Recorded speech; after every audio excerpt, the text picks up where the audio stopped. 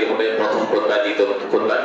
যখন আমরা আরবি বলার মধ্যে বলবো তাকবীর, তখন আপনারা তাকবীর গুলা বলবেন, কেউ নীরব থাকবেন না, এটা খেয়াল রাখতে হবে।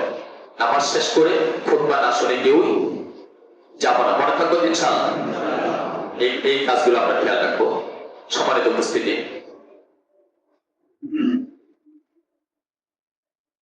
দুই রাকাত নামাজের মধ্যে প্রথম রাকাতে 4টা তাকবীর হবে। কয়টা তাকবীর হবে? প্রথম যে তাকবীরটা হবে সেটা হবে তাকবীরে তাহরিমা তথা তাকবীরে উলা। প্রথম তাকবীর, এটা আল্লাহু আকবার বলে আমরা হাত বেঁধে ফেলবো। কি বলবো? হাত বাঁধবো। এরপরে নামাজ যেভাবে পড়ি কি করব? সানা পড়বো। এরপরে আমরা কি করব? 3টা তাকবীর বলবো। ইমাম সাহেব কয়টা তাকবীর বলবে? আমি আবার বলছি, প্রথম তাকবীর বলার পরে হাত কি করতে হবে? বেঁধে ফেলতে হবে। এখানে আমরা অনেকে ভুল করে ফেলি, খেয়াল রাখবো। হাত ছেড়ে দেবো না, হাত বেঁধে ফেলবো। এরপরে 3টা তাকবীর হবে।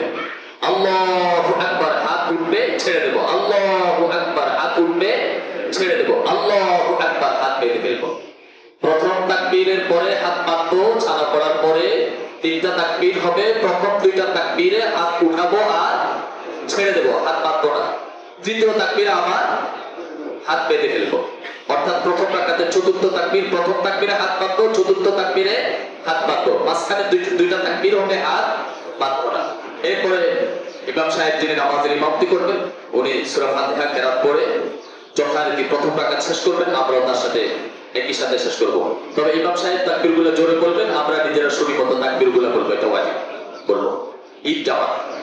এরপরে দ্বিতীয় রাকাতে ওঠার পরে ইমাম সাহেব যিনি নামাজের ইমামতিতে থাকবেন, উনি প্রথমে সূরা ফাতিহা এবং এরপর একটি সূরা মিলিয়ে শেষ করার পরে রুকুতে যাওয়ার আগে 3টা তাকবীর বলবেন। কয়টা তাকবীর?